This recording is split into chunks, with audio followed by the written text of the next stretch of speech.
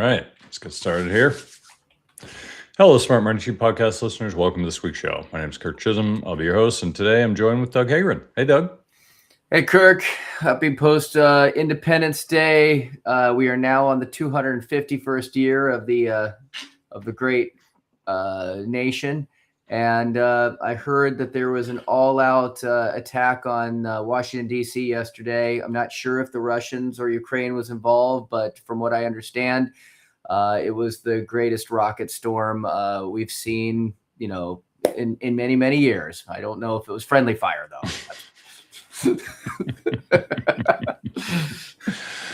I love your sense of humor, Doug. Yeah, it was. I have to say, this. By the way, happy Independence Day, everybody. I have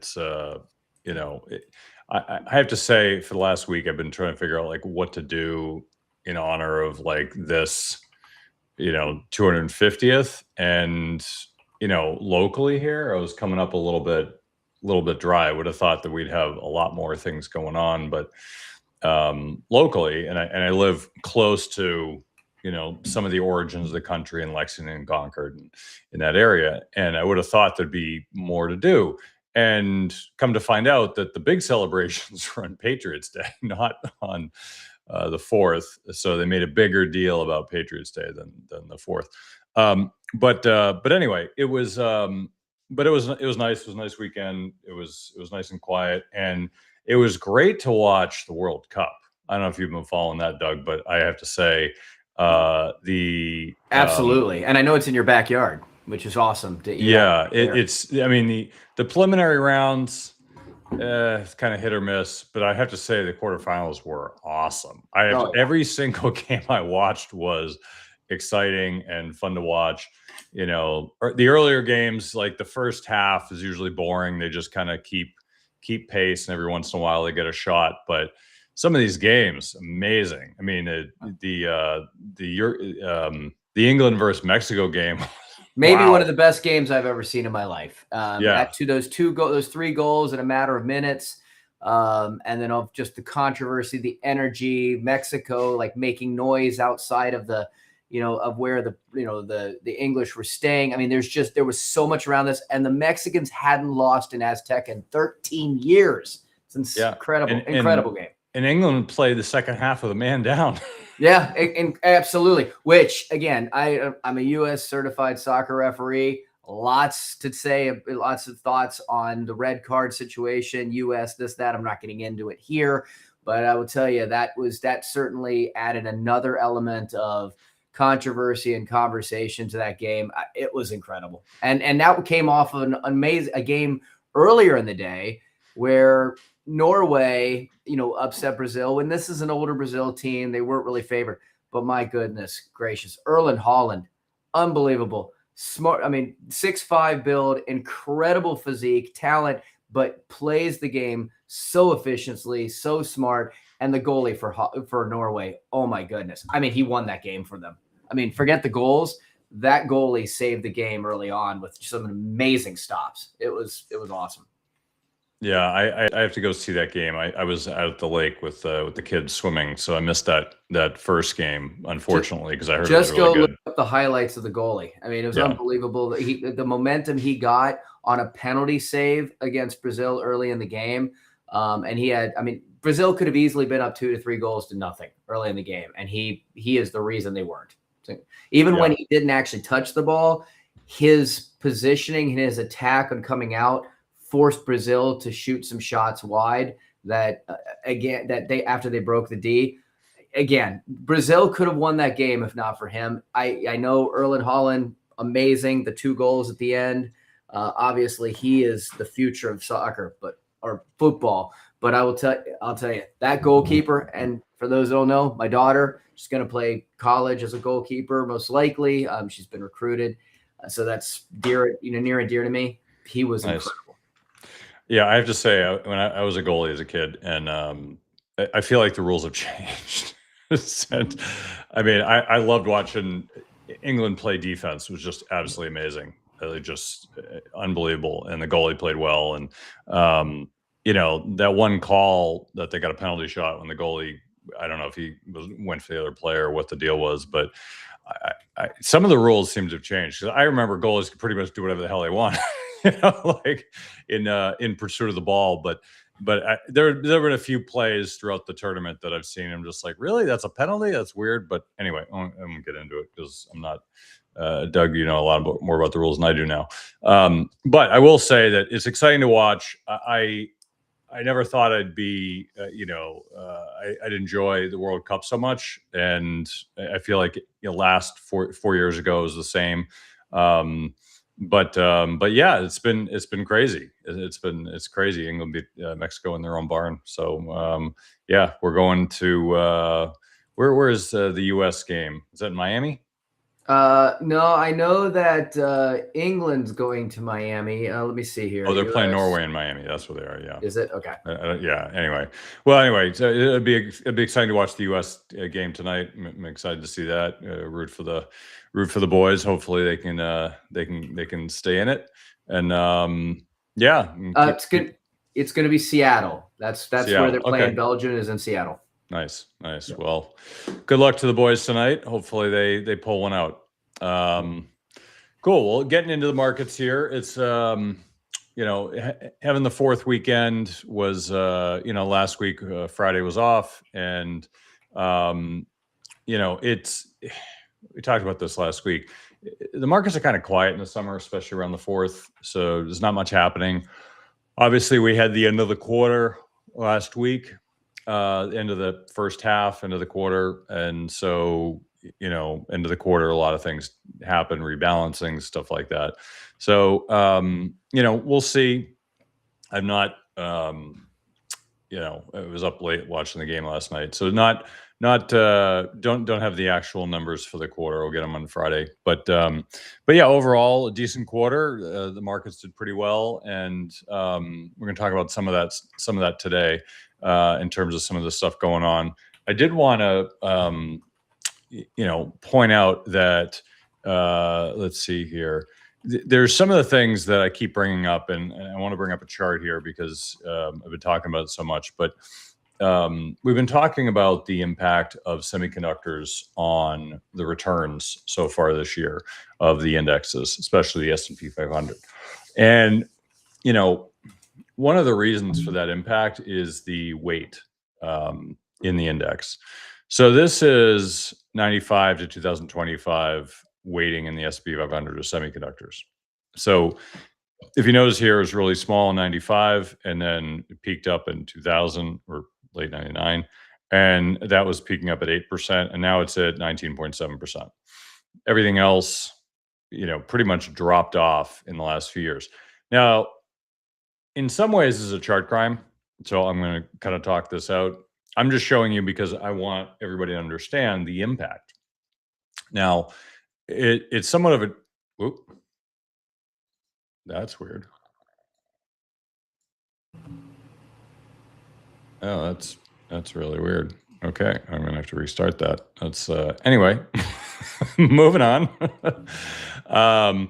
So it's kind of a chart crime because, if you look back in 95, there weren't a whole lot of semiconductors. It's not quite the same, right? Now, in the last few years, semiconductors, because of AI, has been driving everything.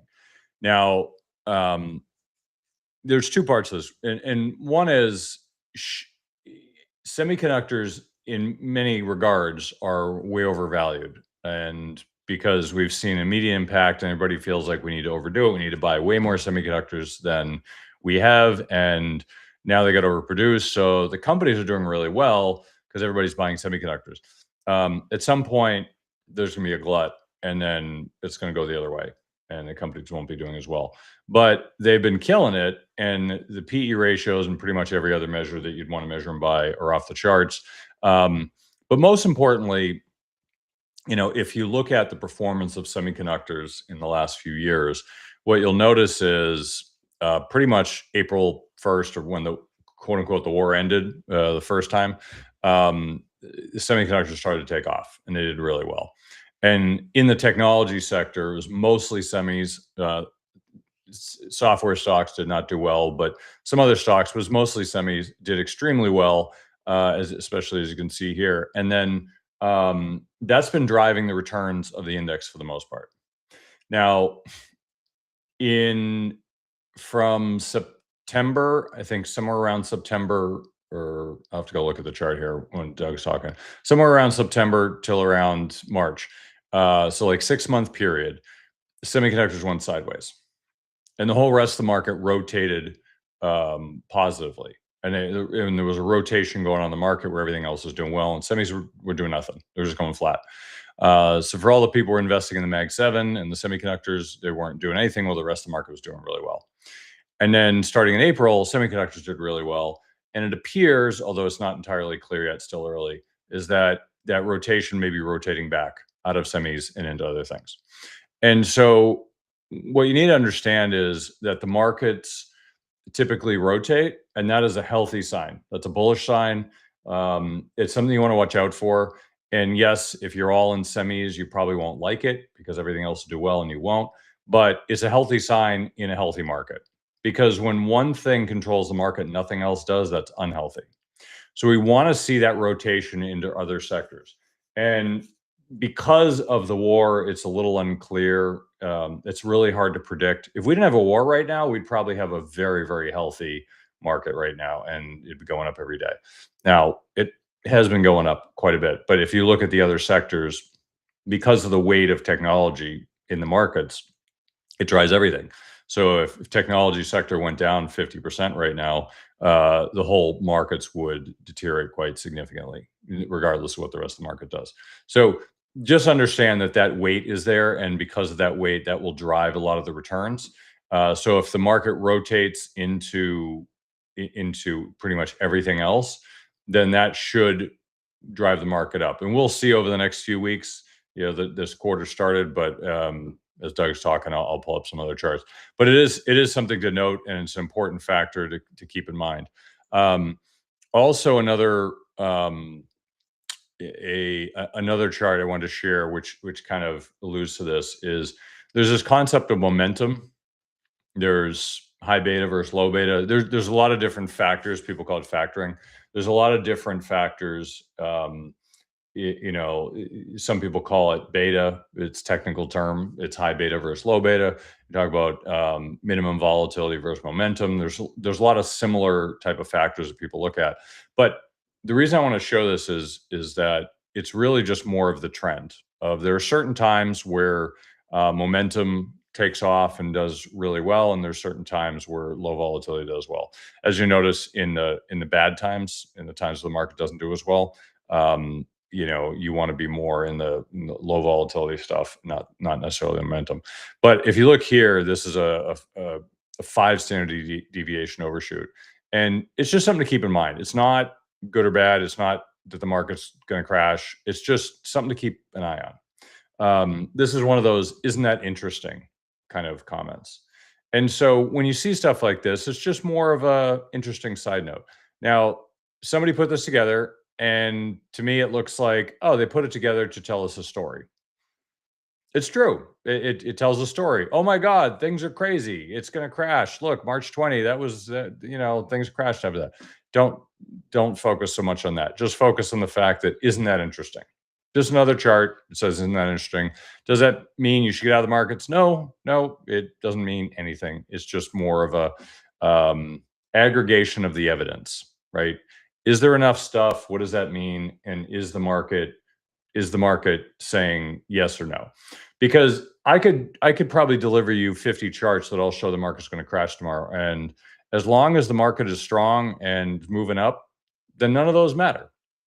But you're going to see a lot of charts out there that show, oh my God, it's expensive. I mean, the amount of crap I see out there, especially on X, that's just garbage and lies and BS.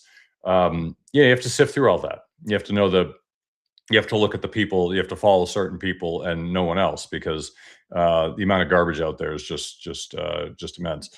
So you want to try to stay away from the stories. You want to stay away from the narratives that people are delivering you, and focus more on price action. What's the price telling you? What are the different sectors telling you? Is the market rotating in a positive way, or is it just a handful of stocks doing all the heavy lifting. Things to note. So as we focus on the second half of the year, this next quarter is historically weak, and you want to be careful because you pretty much have the four weakest months, some of the weakest months of the year. You got July. July is actually okay, but you have August, September, October are questionable months, so you want to be careful. July is actually not so bad. It's not terrible. It's not great, but it's okay. But you just want to be careful because there's a lot of rocky roads ahead. There's the midterms. You've got whatever's going on in the military action, the war, whatever you want to call it, over in Iran that could disrupt things. But it looks like they put a pause on it probably to get through the midterms, would be my guess. And so just some things to note to keep in mind. So, Doug, what's on your list of things to look at right now? What are you looking at? Well, so a lot of new things coming in out of the holidays. I would say the theme of the week is that the market keeps looking ahead while the economy continues to look sideways. It still is acting like inflation is manageable. That the Fed is almost done with with rate decisions. AI spending continues as unchecked, even though there's tremendous headwinds and certainly more information coming out of the woodwork about how much it is costing companies to continue to invest in that infrastructure, especially the biggest names, which are, again, some of the biggest companies that are the support of the economy, of the Mag 7s. If you look underneath the covers, and it goes back to Warren Buffett saying, you don't know who's swimming naked till the tide rolls out.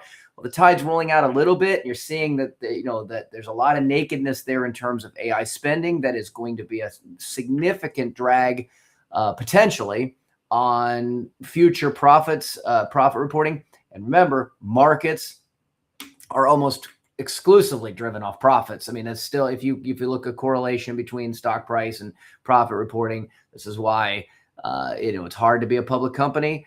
Because you've got to constantly be making sure that Wall Street is happy with your profit reporting. And again, market keeps acting like earnings will be fine.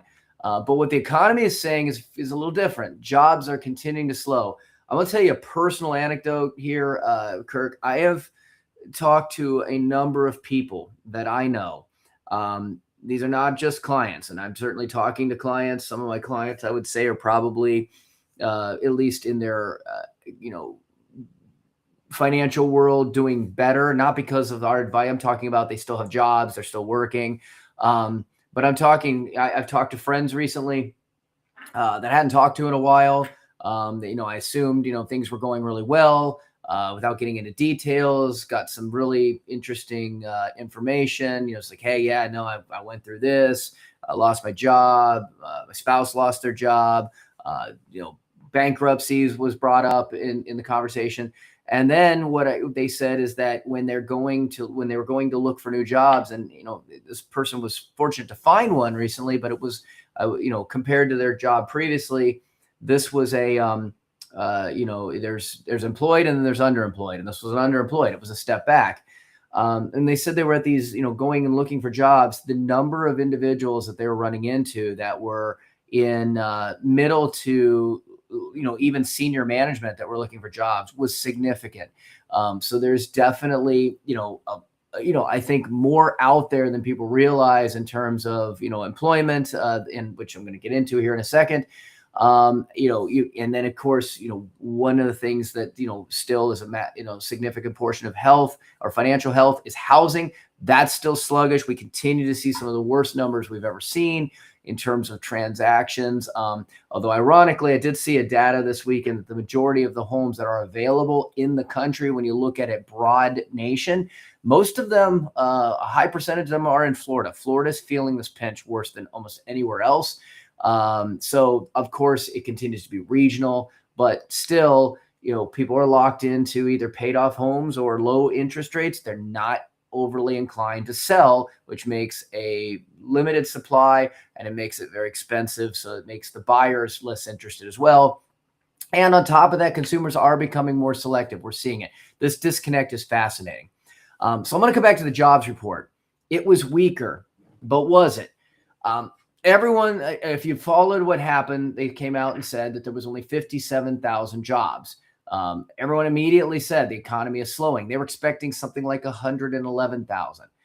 Maybe. But when you look underneath, the unemployment rate actually had a little positive check. It fell because roughly 720,000 people actually left the labor force. And this is something that gets kind of blended into these employment numbers, quite often, is that, when they talk about unemployment, you have both ways. On one end, you have unemployment that might not be as bad as you think because there's people that give up and are no longer actively looking, and they get discounted in the numbers and no longer considered. And at the same time, sometimes unemployment looks worse than it actually, or jobs reports look worse than they actually say because they include people that left the labor force. And in this case, we actually had a significant spike of people leaving the labor force. We're starting to get into greater transitional period, both from, baby boomers, kind of the end of their road, transitioning away from labor, and starting to get a bigger and bigger wave of Gen X. So this is an entirely different story. But which headline matters? Is it payrolls? Is it unemployment? Is it participation? This is why unemployment is so tricky. 1 month doesn't make a trend.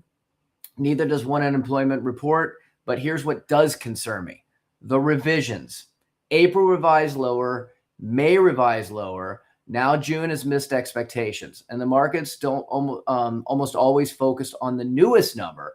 And economists often focus on the revisions because the revisions tell you the direction of the economy. So the question, throwback, for us to discuss, or think about, and for those listening is, are we looking at a labor market that's weakening, or are we simply normalizing after an unusually strong spring? Now, another thing that's come up is the market is once again cheering bad news. And I find this very fascinating. Weak jobs, stock rally. Why?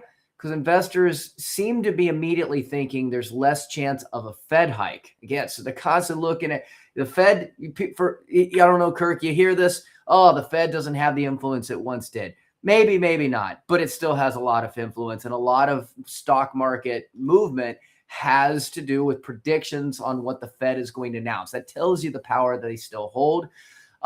If the markets are believing there's less chance of a Fed hike, that creates a weird incentive. Good news is good. Bad news then becomes good as long as it changes the Fed's expectations. And this is, in my opinion, dangerous psychology. At some point, the bad news stops meaning easier policy, and it starts meaning, as I said before, lower earnings. And that's the transition investors constantly miss. Markets love slowing growth, until the slowing growth actually hurts the profits. And where is that line? That's what everyone's trying to figure out. And that's going to be the concern going into the reopening of Wall Street after summer breaks and vacations. It's Kirk, what you were saying, volume tends to be down in the summer, which is why, it tends to be more volatile historically. Less action creates bigger moves from each action. We did come out of May, sell in May and go away, and May is typically extremely volatile. It wasn't this year. I mean, the markets are continuing to be bullish, but also I think I said this a couple weeks ago, with the SpaceX IPO, with the talk of OpenAI having possibly an IPO, this all depends on the case and the lawsuit with Elon Musk. These are late stage, and they're actually often late stage bearish indicators when you start to see more IPOs, because it is sometimes can be the sign of, hey, we can't get the liquidity we want, from lending, from bonds, from other sources that where we maintain all the control, and now we have to go out to Wall Street and ask Wall Street to finance us, which is something most companies never want to do. They only do it when they're looking for a liquidation event, because once they do that, Wall Street controls their business model. So these tend to be more of a bearish indicator when you start to see a spike in IPOs, and there is a number of IPOs that are listed there. Not, at least not necessarily bearish, but just late stage economy, something to be aware of. The next thing is going back to the Fed. We now have a new Fed chair. That's an uncertainty point. It's become harder to read. Kevin Warsh's first minutes came out this week or last week. It matters not because of rates, but because of communication.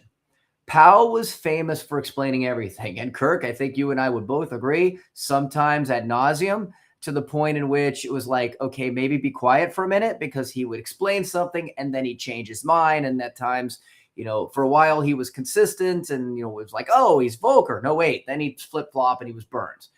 Warsh has been intentionally saying less forward guidance, less signaling, and the markets now have to fear policy rather than, have to infer policy rather than being handed policy. This is going to be a big change going forward. And again, markets can't stand uncertainty. With Powell, they had certainty, and then they would get upset when he changed it.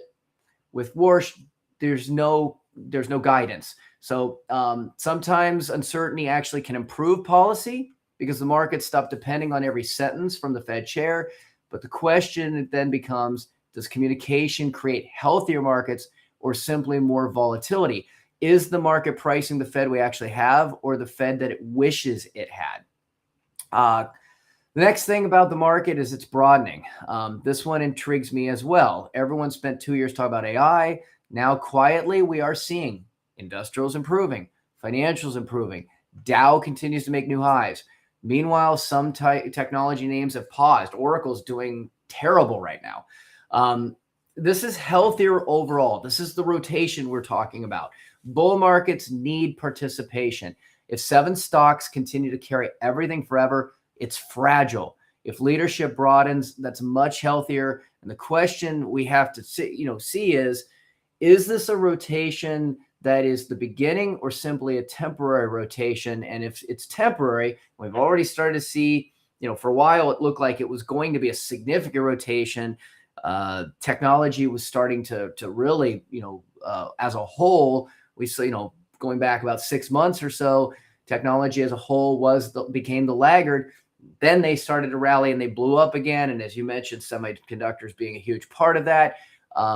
The question is this going to be something temporary? Is technology all of a sudden going to run everything again? Are we going to get back to the Meg 7 or a new Meg 7? Or can we have a more broad participation? But, again, back to the consumer, I think the last point of, one of the couple of last points I have is, housing, as I mentioned, still bothers me. We got stocks at record highs. The housing's still sluggish. People are locked in. Mortgage rates are elevated. Affordability is still poor. Housing touches so many things: banks, construction, furniture, lumber, appliances, employment, confidence. Historically, housing is often a leading indicator. Markets eventually follow. This time, housing's never really recovered, yet stocks have, and that disconnect deserves a ton of attention. And the question is, can we continue to call this a healthy expansion if housing continues to sit on the sidelines? Now, along with that is oil. It isn't the story it was 2 weeks ago. Everyone thought Iran would send oil to the moon. Instead, OPEC is increasing production. Oil's actually softening, and it isn't all because of the 15th agreement and end of the war. OPEC at the end of the day, production is huge. How much OPEC is releasing, although it's less influence than it used to be because, of course, America is now the number one producer of oil in the world. But it is important because lower oil equals lower transportation costs. That's lower inflation pressure, and that's more flexibility for the Fed. So so these are all tying together. One geopolitical risk simply becomes less important. Last thing I'm going to say, liquidity versus fundamentals, and I'll hand it back to you. And I want to tie all this up and kind of, as we come back and at the end here, into something to think about in terms of allocation, but I'm going to hold that off. But my favorite macro discussion of all of this, and we have talked about this a lot over the last couple of years, liquidity versus fundamentals. M2 money supply did spike. As a matter of fact, if you look at the numbers in China, they've just been flooding the money with M2 money supply and liquidity. And M2 generally leads to, bullish for the stock market, because that means there's liquidity in there to buy and to drive up, the markets. The markets are continuing to act as though this liquidity matters more than economic growth. And maybe they're right. Historically, history does say liquidity can overpower those fundamentals, but it can't go on forever. Eventually, the fundamentals do catch up. I know, Kirk, we've talked about this, and I know you're a deep value, is kind of one of your main philosophy.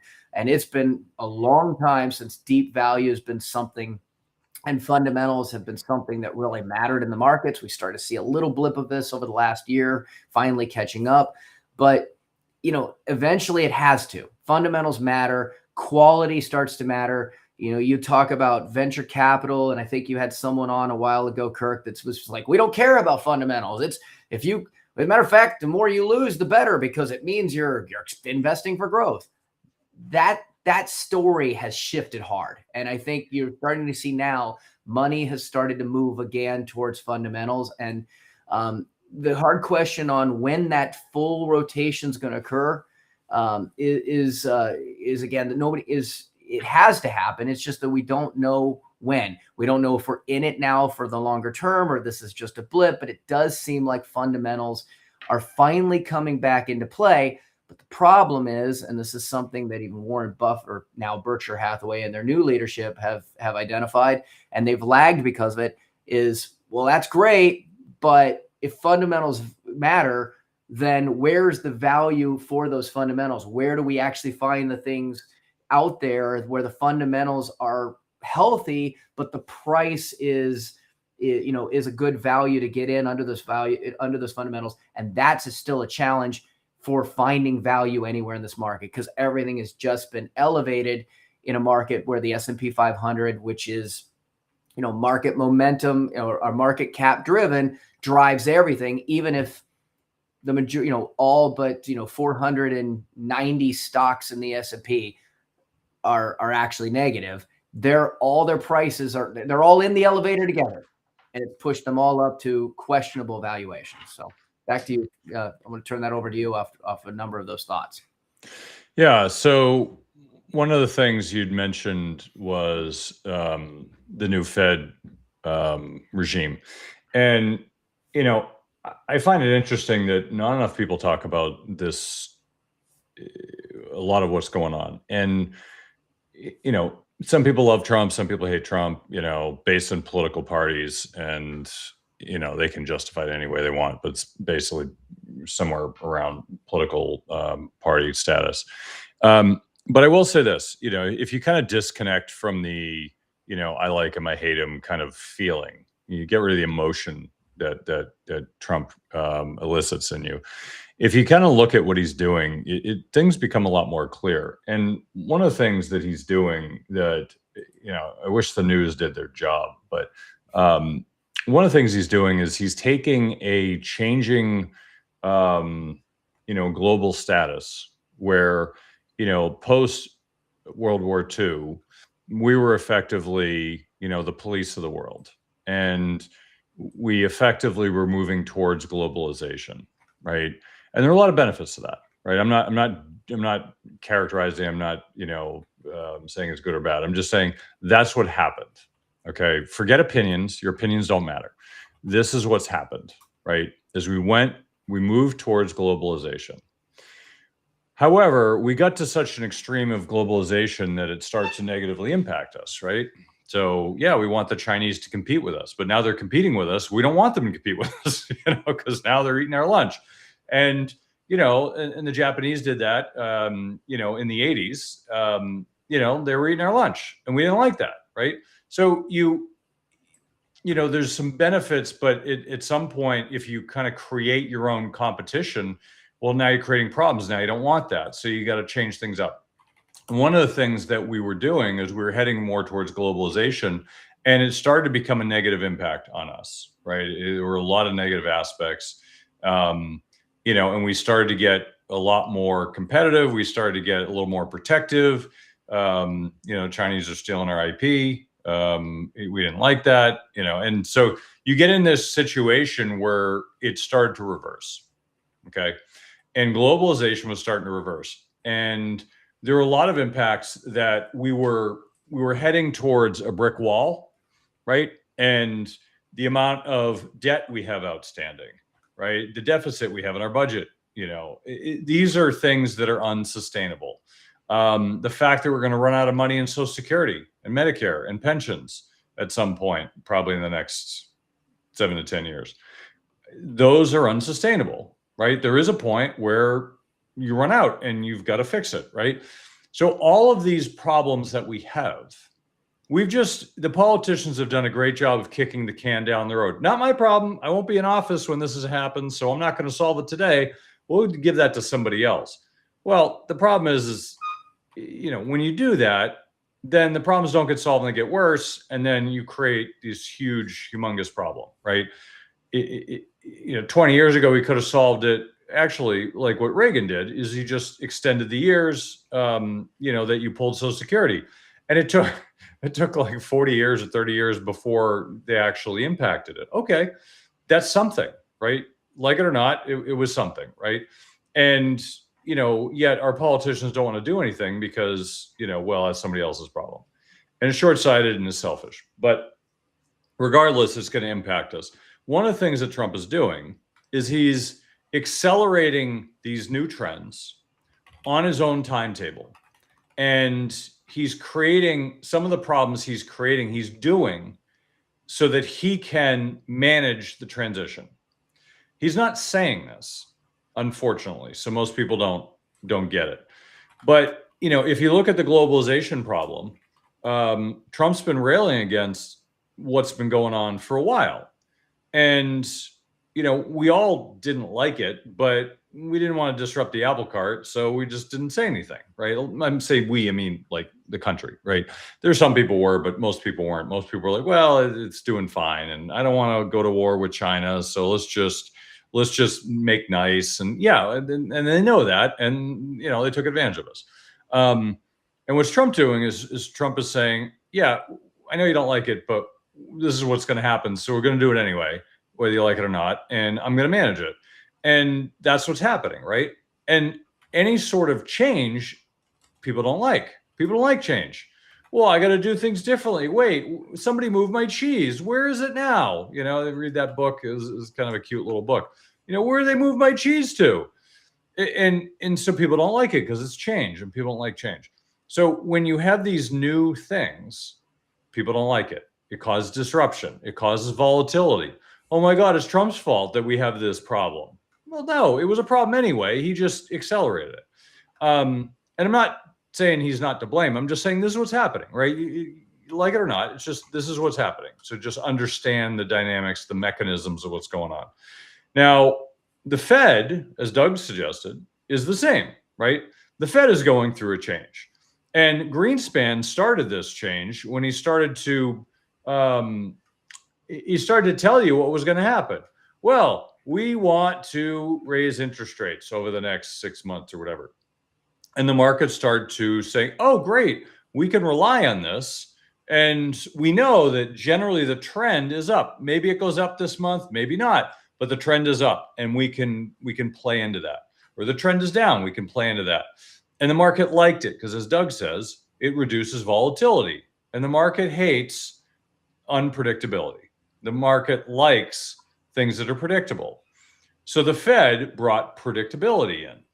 Now, we've had that up until recently, and Warsh is going the other direction. And Warsh is talking about, well, he's not, I guess he's alluding to it a little bit, but basically what he's doing is he's bringing in a lack of transparency, saying we're not going to tell you as much of what we're going to do.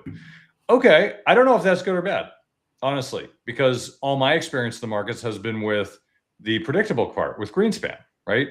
Greenspan and I forget how many Fed chairmen there have been in the last 25 years, but all of that has basically been, I think there's like 4 or 5, maybe 5, anyway. But But all that to say is we're going to find out really quick what the market thinks. The market's not going to be as easy. And maybe that's a good thing. Now, we have not had a lot of quote unquote risk in the market in the recent past. When you have these sky high PEs, that's not good, right? It's not healthy. Eventually that's going to correct and it's going to be very, very bad. And people are going to say, oh, it's because of Warsh and he did this. Maybe, or maybe just we're an unsustainable path, right? It's like Greenspan. I remember in 99 talking to some clients and prospects about interest rates. And at the time, Greenspan called it irrational exuberance. And we just call it elevated stock prices. Yeah, there you go. Thanks, Doug. Greenspan, Bernanke, Yellen, Powell, and Warsh. So 5. The nice part about I forget where I was going with that. Anyway, so when you're looking at the predictable markets, what we're going to find out really quick is this going to bring about a end in the exuberant stock prices or not? Greenspan tried it. People didn't like it. People were screaming from the rafters, oh my God, this is crazy. He's going to destroy the stock market. I don't think it was Greenspan. I think it was just the fact that everything was expensive and eventually every party comes to an end. And that's going to happen to us at some point. I don't know when. Maybe it's after the Anthropic and OpenAI IPOs. But at some point it's going to come to an end. It doesn't feel like it's going to happen right now, but I am feeling like the AI trend is long in the tooth, but it still could go on for another few years. I don't know, but I'm certainly skeptical of it. I'm a little hesitant to, I think there's some areas of the AI trend that are probably healthier. I would not touch the LLMs. I think there's no moat whatsoever. It's a commodity, and frankly, the fact that Sam Altman's out there talking about, hey, the government should take a piece in my company. What? That is a really bad sign for investors in OpenAI, is all I got to say. When the CEO comes out and says, hey, the government should take a piece of our company, that's wrong on so many levels. But just the idea of them doing, I don't like the fact they did it in Intel, although it's in some ways they're trying to prop up U.S. production. So I get what they were doing. I don't like it as a theme, but I get what they were doing. I like the results, but I don't like the fact they're doing that at all. I don't agree with that. That's a bad trend that leads in really bad directions.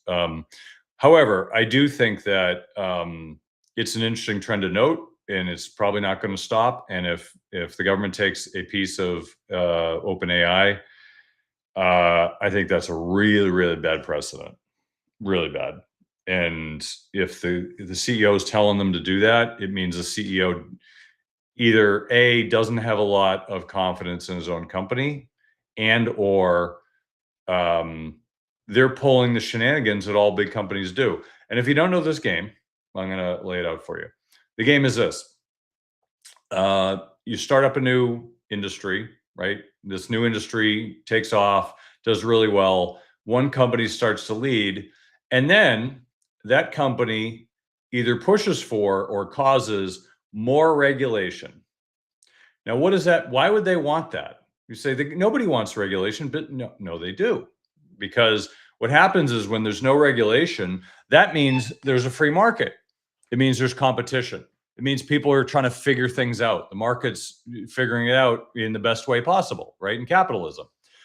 But what happens is when big companies push for regulation, or the government pushes, from the companies through, through a lot of PR and lobbying and all that, what ends up happening is with more regulation, it cements the biggest company's position in the market. Because if you're a small company, you can't compete with them because there's regulation. The big companies, well, it's just more money. I got money to pay, so I'll just pay for this. This is what happened with the banks after the global financial crisis. is they get overregulated. The big banks didn't care because it's just money. The small banks can't compete with that because now they got to have Sarbanes-Oxley. Now they got to have this new regulation because the mortgages. And so the smaller banks were hindered. You can't become a big bank anymore because it's too hard. It's too costly. And so big companies love regulation. See what happened with Microsoft, right? You know, every time this happens, it causes big companies to really cement their place in the playing field. So if you're any company that's asking for more regulation, it just means they're trying to keep out their competitors. And I'm not saying regulation's bad overall. I'm saying that big companies and people in the know, they know the game. And the game is let the government overregulate so we can cement our place and not have any new competition. It's terrible. I'm not saying regulation is terrible. I'm saying the way they use it is terrible. And the way that the big companies and the government play this game does not benefit you as a consumer.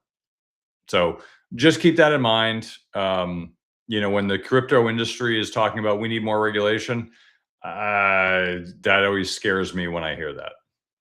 I'm not saying it's good or bad, but I know when the banks are telling me, "Whoa, we got to keep out the the money laundering." Really? What is the number one tool for money laundering? The US dollar. Okay. It's not crypto, it's the dollar.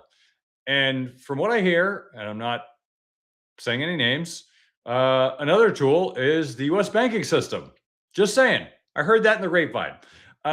So if you want to talk about things that reduce money laundering, how about you do your job with the banks and the US dollar is another one, right? So, when you hear these things, there's usually other motives behind it, and they're usually not what you think they are. So it gets people's emotions up. Oh, we got to protect, we got to keep out the money laundering. No, you're not. You're not. It's happening whether you like it or not. And it has nothing to do with crypto. Crypto is not the biggest source of money laundering, not even close. Hey, Kirk, Go ahead, Doug. when you travel on an airplane, do they tell you can't bring more than 10,000 in crypto into the United States? No, they don't. They do not. They do not. Yeah. So to Doug's point, I like your sense of humor, Doug. But that's the truth of it, right? Is that it's not what you think it is. What you hear in the media is usually BS, and it's usually to a point. So we'll see what happens. The government can't seem to find their own feet. They can't seem to pass a what was it actually that act? Was it you needed to have an ID or you need to be a citizen, or I forget what it was, but whatever it was, they couldn't pass it, even though 80+% of the public was for it. They still couldn't pass it. They can't pass the crypto regulation. I don't know what they're doing. Maybe they're waiting for the SAVE Act. The SAVE Act, yeah. Maybe they're waiting for the elections. But either way, Doug, final thoughts from you before we wrap it up. Yeah, a couple thoughts. I wanted to summarize. I said I'd come back to this. A reminder that with so much going on right now, in so many different directions, and the lack of clarity, we clearly have a question around inflation and where inflation could potentially go. Is it going to finally are they going to be able to control it? Is it going to be in check? Is it going to stay low, or is it going to continue to increase? The fact that we still have the markets just absolutely rocking, firing on all cylinders right now, at least on the surface level. The markets just keep going up. But the fact that we also have, since 2023, a lot more questions with what's going on with the Fed and decisions that they're making around rates more than we've seen in the past couple of decades. And then obviously the impact of what this means in terms of, where you're going to get dividends, precious metal, et cetera.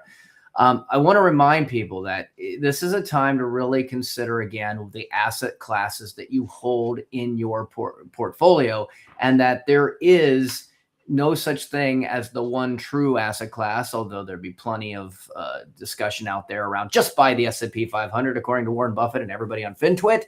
But the reality of it is that we've seen just over the last 12 months that is not the only asset class that actually does perform.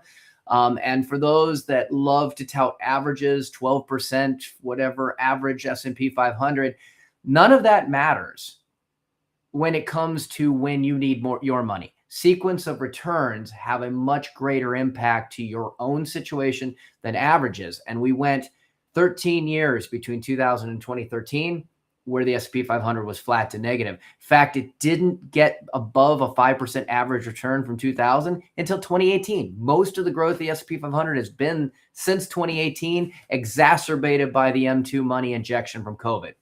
So it's great, these averages, but if you were withdrawing from your portfolios during that period from 2000 to 2013, or to 2018, you have a very different look on your on what's remaining. And if we go back to this 1968 to 1982, the market, the S&P 500 averaged under 1% a year for that period. So depending on when you need the money matters. So I want to throw something out there, Kirk, and it's not necessarily following this exactly, but in a way, kind of what, your portfolio model, and many portfolio models are kind of following something that is known as the permanent portfolio. And I'm not saying you can address that. But when we think about what's going on right now, it's actually experiencing a major validation period as this rotation unfolds. It's explicitly been built to eliminate macroeconomic guesswork by maintaining parts that include stocks, long-term treasuries, cash, and gold. Now, certainly question long-term treasuries, but if you're going to hold them to fruition, long-term treasuries do pay a nice yield. If you're trying to trade them, it's a very dangerous place to be with where the Fed's going to go. But short-term treasuries could be an alternate in the time frame, because again, those are going to be more directly tied to what the Fed decides to do. We're seeing the metals catalyst. Gold remains supported by structural factors. Global debt load exceeds $353 trillion. Aggressive central bank diversification away from fiat papers fueling long-term debasement trade. Again, that's where the metals come into play. Again, this is a long-term thought. Treasury yield shift. The fixed income quadrant is experiencing intense volatility. 10-year treasury yields pushed to 4.55%, following tight payroll data. That dynamic gives short-term cash, T-bill quadrant, massive relative utility for yield, while option markets are heavily betting on a drop back toward 4.4%. Then there's equity de-risking. With Wall Street grappling with this high AI tech sector valuations and rising bond yields, equities are facing a headwind. That construction of having those different asset classes, and not necessarily saying you should do the 25% each, but again, the reminder that cash is an asset class, and that bonds or fixed income is an asset class, that precious metals is an asset class. By having that diversification to some degree, that slice captures upside when growth rallies, but it also its absolute exposure gets strictly capped based on those breakdowns. So again, this is a time to maybe, if you start to look at where things lay and your own portfolios, it's maybe a good time to start thinking beyond beyond just having, this equity ownership. I think we're at a very different spot that's in play right now in terms of where things are going to go. So I want to wrap this up as we wind down. And I'd like to leave you with something that has nothing to do with the headlines. Okay. As I talk about that diversification, as I talk about understanding that cash can be your friend, as I talk about the fact that, the stocks are not necessarily the only place to hold. This has nothing to do with the Fed. It has nothing to do with AI. It has nothing to do with the markets. It has everything to do with you. And if you've been listening to this show for a while, I'm guessing you're not someone who's looking for a shortcut. You've been listening to a lot of things we've talked about, and a lot of things Kirk and I talk about are not shortcut decisions. Okay.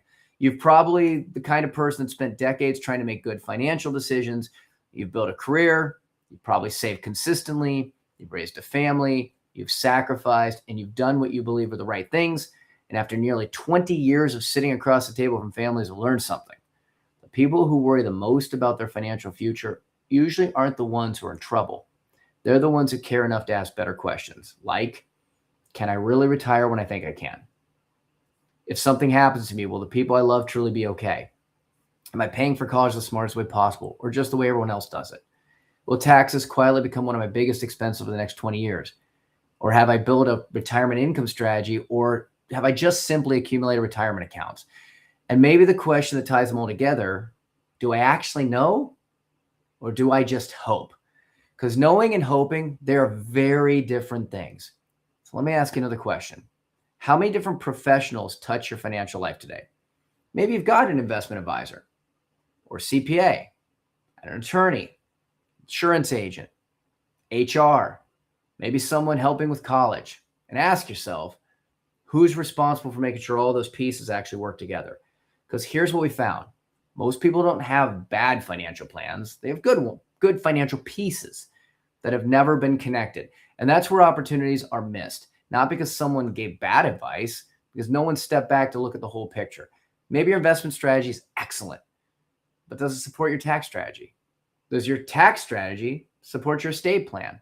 Does your estate plan support how you're paying for college? Does your insurance support your retirement income plan? Or does it help you with college if something unexpected happens? Or are these decisions being made all independently, hoping for some that they will somehow fit together? And here's the question I always come back to. If there were one blind spot that could quietly cost your family hundreds of thousands of dollars over the next 20 years, would you rather discover it today or after you've retired or 20 years in when you need things to work the most efficiently? Families we work with don't come to us because they failed. They come because they've succeeded. And they've reached a point where too much is riding on assumptions. Successful people don't seek second opinions because they're unsure of themselves. They seek those second opinions because the stakes are simply too high to assume everything is working exactly the way they think it is. And that's why at our firm, Merchant Advisors, before we recommend anything, we map everything: your income, assets, liabilities, taxes, retirement, estate planning, college. And we have a conversation around it. Not because we expect everything to be wrong, because we refuse to assume that everything is right. Sometimes the biggest opportunity isn't earning another 1%. It's finding the one blind spot that could cost you 20. So if you've been listening today and one question has been coming back in your mind, I think I'm doing okay, but how do I really know? Maybe that's your answer. Not that something is wrong, but something this important deserves clarity. Visit us at mergentadvisors.net, MERGENT, mergentadvisors.net, because hope is not a financial strategy. Confidence is. And confidence comes from knowing, not wondering. And the greatest return on investment is not an extra percentage point. It's the confidence to enjoy the life that you've spent decades building. Thanks, Kirk. Yeah, thanks, Doug. And I wanted to share, I pulled the chart up before we wrap it up here, but I wanted to share, this was the year-to-date performance of all the stocks in the S&P 500. And, what you'll notice here is things have done really well are the semiconductors. The things that have not done well is software. And, if you look at certain medical devices have not done well, then you look at some of the Mag 7, Meta, Tesla are down. Microsoft's down. Oracle's not one of them. Palantir's not one of them, but they're down big. But you got Nvidia, you got Google up a little bit, you got Amazon up a little bit, not a lot, just a little bit. So you see this is the first half of the year, right? Now, if you look at the last quarter, if you look at the last quarter, wow, everything looks great. But if you look at the year, not so hot. And this is because of the war, right? If you look at the last 3 months, April, May, and June, April is when is the bottom of the market. April 1st or 2nd was the bottom, and it's gone up since. So obviously this has done well, but you notice these areas haven't done so hot, right? Consumer, like Walmart, ExxonMobil, Chevron, obviously because the end of the war, those stocks have come down in price. But if you look at consumer, Costco, Walmart, not done so hot, right? You look at Netflix, not done so hot. Most things have done well, to be fair. But just keep that in mind that if you look for the year, not everything's doing well. But you do want to look for the areas that are doing well. Industrials are doing great. Semiconductors are doing great. Certain areas of technology are doing great. And certain parts of healthcare are doing pretty well, surprisingly. They're actually making a comeback. We don't talk about small caps enough, but they're actually doing well. So just things to keep in mind. I did want to mention one more thing. We'll wrap it up. is gold miners. As gold and precious metals have not been doing well, but I've seen these charts, and these are interesting to note. This one here is called the Gold Miner Bullish Percent Index. You don't really have to know much about it, other than the fact that it's a data point. So when you see that 100% are bullish, as it was in February, that's a bad sign, right? Is when things are that high. But it's also a good sign when things hit zero or close to zero, like they did in the last few weeks. Right now, it's about a quarter, about 24.66%. But it's just important to note, just because the sector is not done being sold off, I don't think, but we're actually at a place where a lot of people are like, you know what, I'm buying. And these are smart people that I respect, and they're starting to buy, and that's great. Um, I think the reason that gold's going down is because central banks are selling it because of the war, and they need access to capital, and they don't, they can't sell. So they're selling their gold. Not all countries, but some are. So, gold's one of those things where it'll eventually come back, but at the moment, it's not getting a lot of support. So I don't think it'll go much lower. So if people want to buy, it's a good time to start thinking about it. I wouldn't go all in, but it's certainly something to think about. This one here on miners, just wanted to point this out because this is basically gold miners compared to the S&P, and we're talking about free cash flow yield differential. Now, basically what this means is when it's positive, it means miners are cheap. Now, I don't think this has recent numbers. This was before the war, I assume, because basically miners make money when oil prices are low. That's their input, and the precious metals price is high. That's their output. Input, output. You have expense, you have income. When your expense is low, meaning low oil prices, that's great. When you have high precious metals prices, that's your output that's high. That's when you make your most profit, and that's what we saw here. And oddly enough, I don't think a lot of people realize this, but if you look at oil prices before the war, oil prices were right around $66. As of today, 68.80. We are really close to where we were before the war started. I went to fill up my gas pump. I went to fill up my gas this weekend, and it was $4 a gallon. WTF? It was $2.50 before the war, and now it's $4. Trump came out and made some comment about gouging from the gas pumps.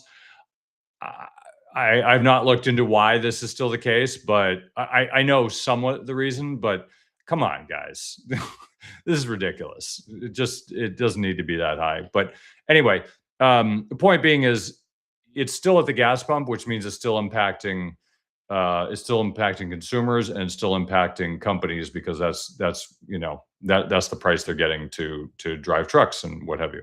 So just something to keep in mind, that's still going on, and until the gas prices come down, that's all that really matters. Doesn't matter what oil is. Really what matters is gas prices, because that's what we use every day.